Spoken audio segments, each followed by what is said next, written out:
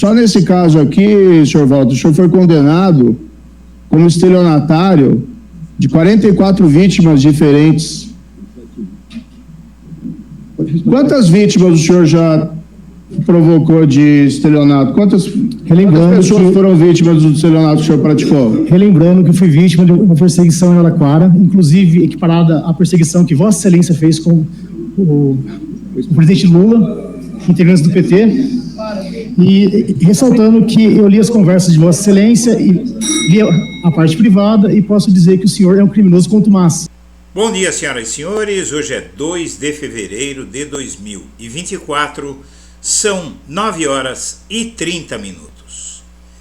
E no momento em que Sérgio Moro se defronta com o fim, com os últimos capítulos de sua nefasta trajetória pela política e até pelo judiciário brasileiro, é muito interessante ver que o STF chega a este momento com novas denúncias contra a Lava Jato, denúncias inclusive que na verdade não são tão novas, mas tiveram pouca atenção da sociedade e agora o STF está disposto a dar consequência a essas denúncias, ou seja, tomar atitudes em relação a elas.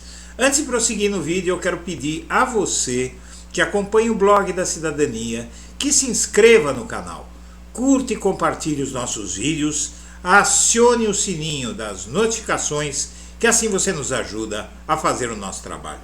E vamos ao vídeo.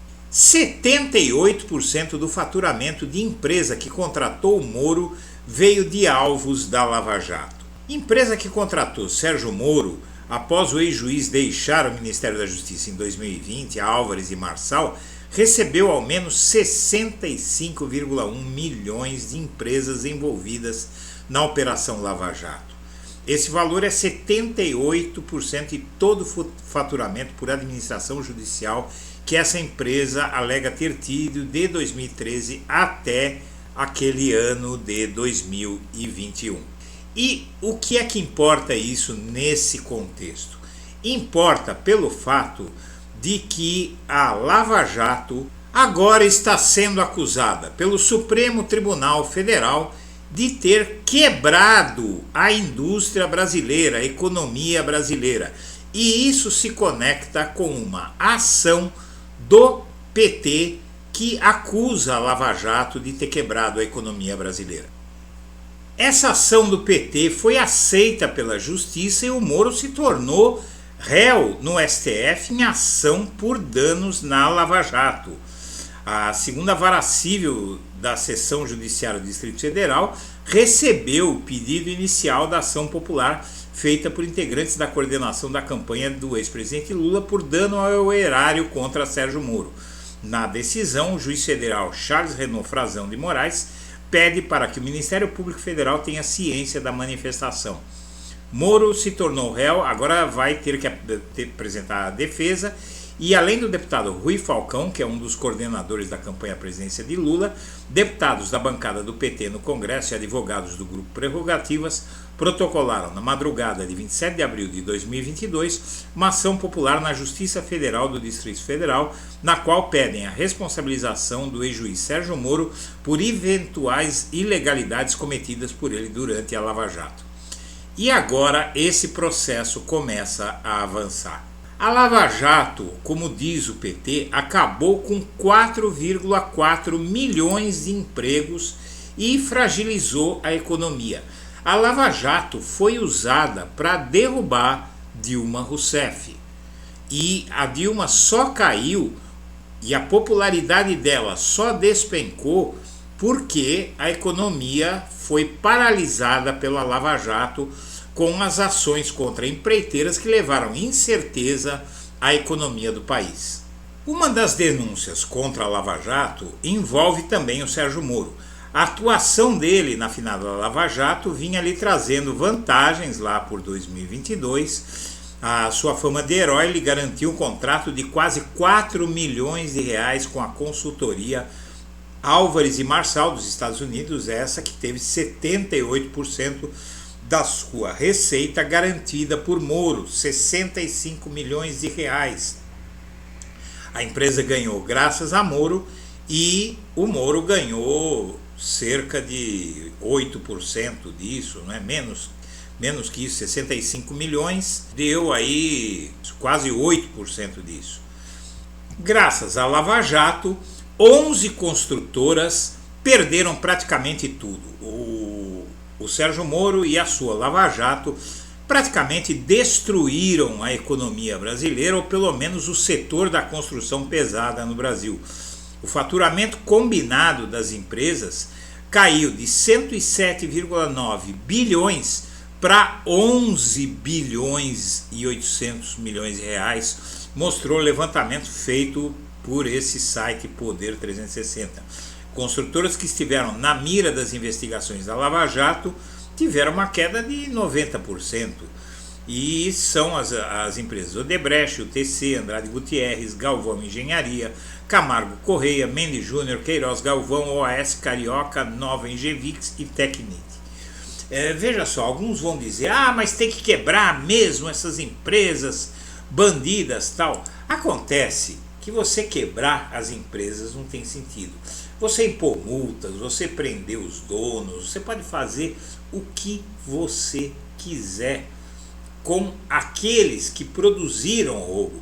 Mas as empresas têm trabalhadores, geram impostos e são importantes para a economia do país.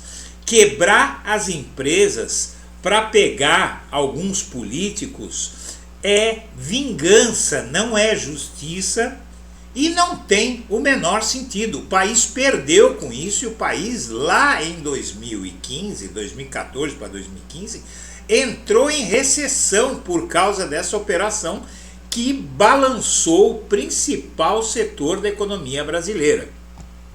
E aqui a gente tem no jornal O Globo desta sexta-feira, dia 2 de fevereiro, uma matéria que meio que protesta contra a decisão do Dias Toffoli de liberar essas empresas de multas por corrupção e fazer acordos com elas, até porque muitas dessas multas foram conseguidas sob coação e também houve coação para que os diretores dessas empresas acusassem Lula. Então houve uma espécie de uma chantagem que vai ser descrita aqui nessa matéria. O STF agora acusa a Lava Jato de novos crimes. Graças ao hacker Walter Delgatti Neto, surgiram informações de que há no mínimo uma dúvida razoável sobre quão voluntários foram os acordos de delação premiada dos executivos dessas empresas, a começar por Léo Pinheiro, da OAS, que acusou o Lula pelo caso do Triplex. E atendendo aos pedidos da JF em dezembro e agora da Odebrecht, o Toffoli concedeu a elas acesso aos diálogos e suspendeu os pagamentos até que se consiga analisar todo o material. A suspeita que tem o STF é de que houve irregularidades e os donos e diretores dessas empresas foram coagidos. Nesse ponto, o ex-deputado Tony Garcia, que está delatando o Sérgio Moro, diz que todas as delações dos diretores da Odebrecht foram obtidas sob tortura psicológica. O procurador Carlos Fernando Santos Lima disse que seus métodos exigiam prisões longas, pressão em familiares e vazamentos na imprensa de falsas delações que comprometiam o preso. Tenho ele gravado dentro do MPF do Paraná, me dizendo que gostava de fazer acordos.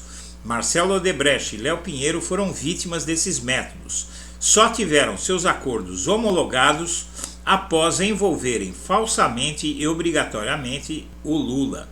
Sem isso, morreriam na cadeia.